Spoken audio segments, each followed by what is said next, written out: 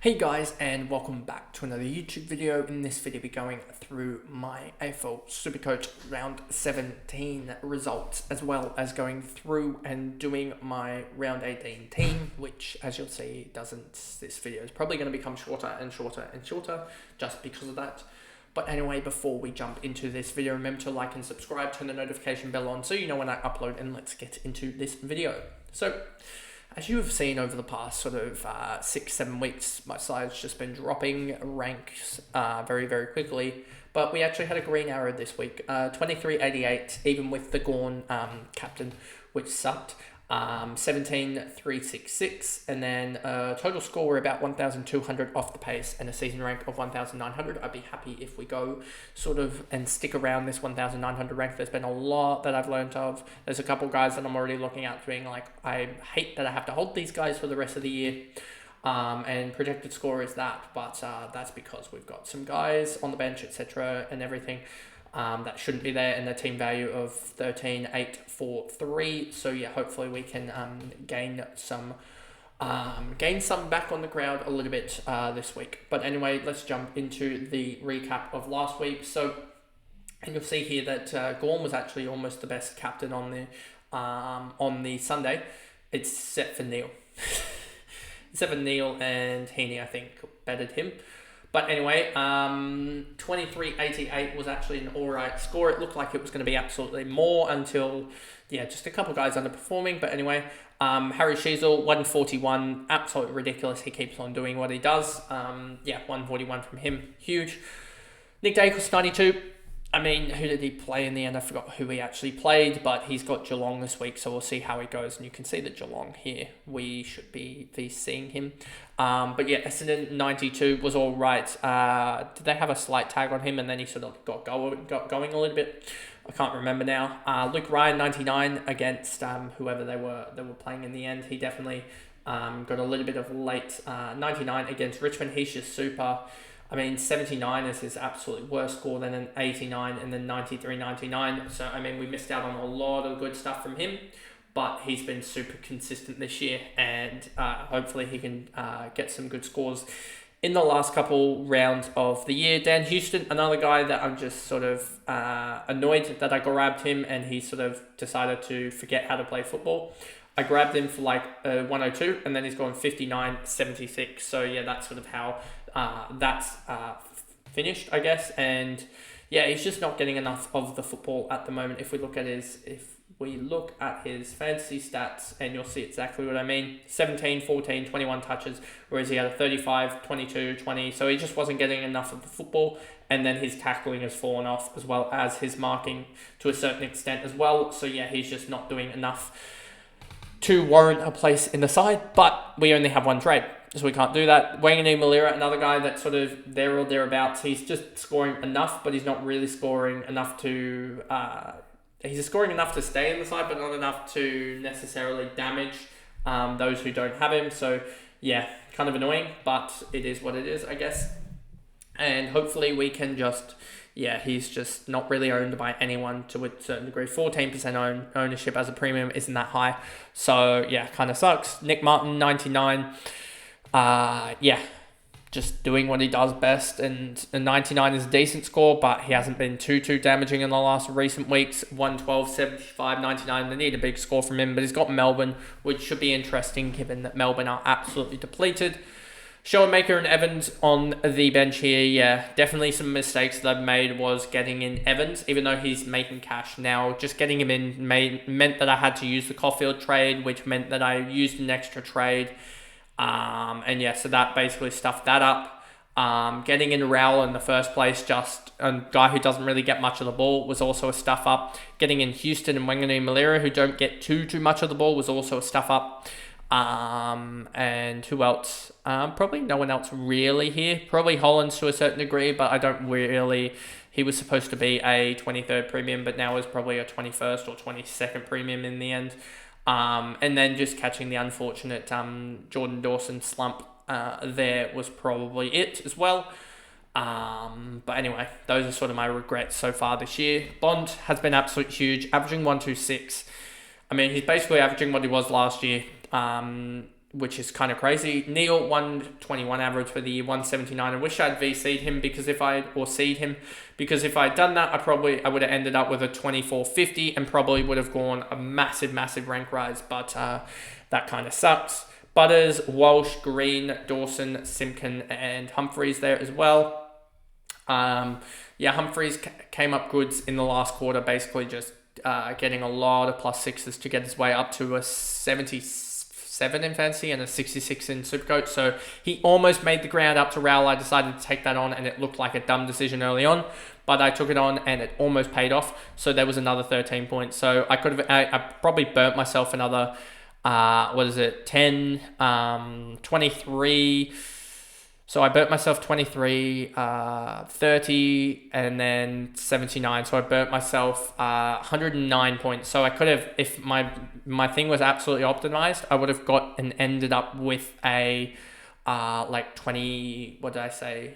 24.97, I think is the best that I could have ended up with. As I don't think Sean Make would have impacted any other score. No, I don't think so.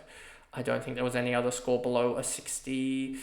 Yeah, so, I mean, if I somehow put Simpkin in the forward line, Holland's there, then I would have ended up with actually probably a little bit more points. But yeah, pretty much 2,500 was about the highest my side could have gotten, just because of the failures of Holland, Humphreys as a rookie, Walsh sort of stuffed up as well, Dawson as well. So a couple of 60s in there basically killed off any chance. But yeah, Neil, absolutely huge. Butters, absolutely huge. Got subbed out early because he was too good. Walsh, 69. When he gets tagged out of games, he gets tagged out of games. Simple as that. Green, 96. Dawson, 60. Simpkin, 110. Humphreys, 66. He did his job basically. Rao, 79. He's just one that I don't want to be going for anymore. Dowling, 67. Did his job as a rookie, making cash. So there is a chance now that... there is a slight chance that I'm able to put Dowling and upgrade him to like a Philippou or something like that, but we'll wait and see on that front, given that, there is a slight chance of that. Rawlinson has not played, and that's a good thing to a certain extent. I should have probably gone for someone that maybe would have played, but anyway, they don't really matter at this point because their cash gen doesn't really matter, and they're not going to have, rookies aren't going to score enough to get over the 22 or 23 premiums or whatever you want to call it that I have now. Brady Grundy, 94, Max Gorn, 100, and then the forward line actually did its job, basically 104, 127, 84, 134, 121, 61, so they were the more consistent line. What is that? 31 minus 16, 15, 49, 60. So yeah, they did a 631, I think, across the 6 of them. So yeah, I think that was a pretty good, let me just recount that. That's 38 plus another 48. 48 minus 16 is 32. 39, so that's 45. So it's plus 3, plus 8, 41, I think, 641 or 631, something, one of those two. So yeah, they did really well.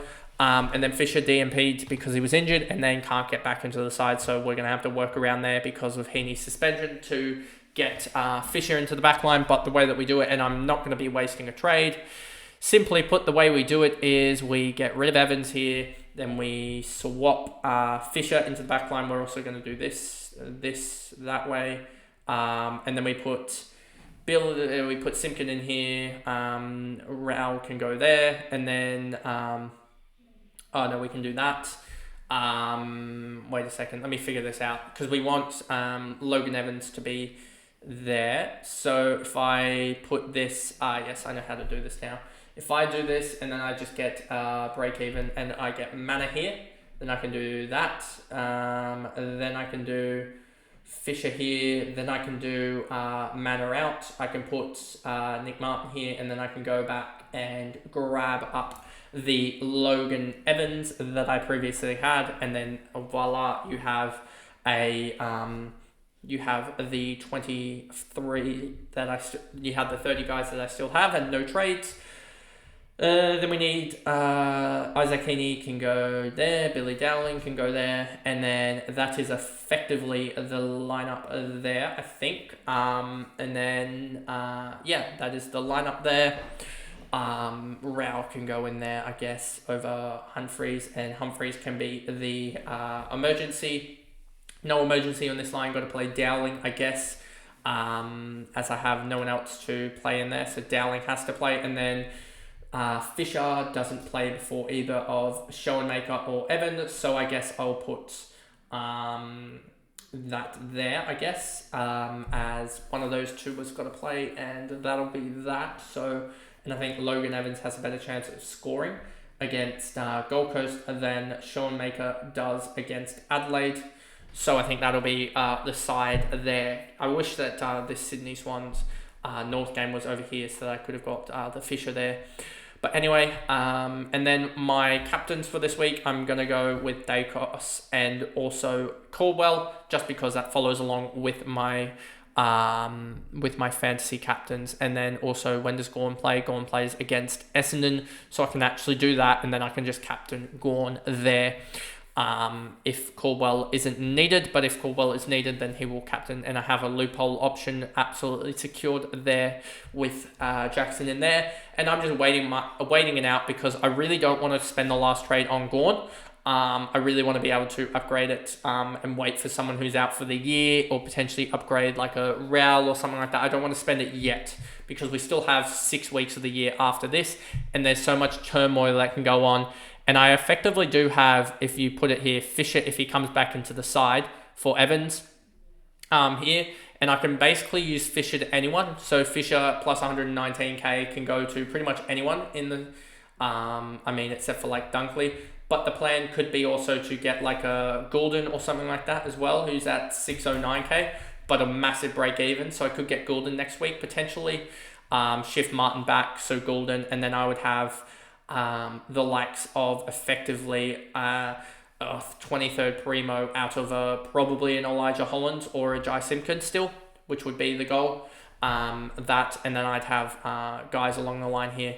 But we'll wait and see on that front, as I don't want to waste the trade just yet, because there is a chance that someone could be out injured for the rest of the year, and that I would have no way of really covering them, effectively speaking. So I just want to wait a little bit longer on that front. But anyway, that pretty much is the video there, going through all of my, well, none of my trades because I didn't make a trade for the first time, but also just how the week unfolded and my VC and captain. So I don't know how I've stretched this out for 12 minutes. But anyway, that is the video, and I'll see you guys in the next one.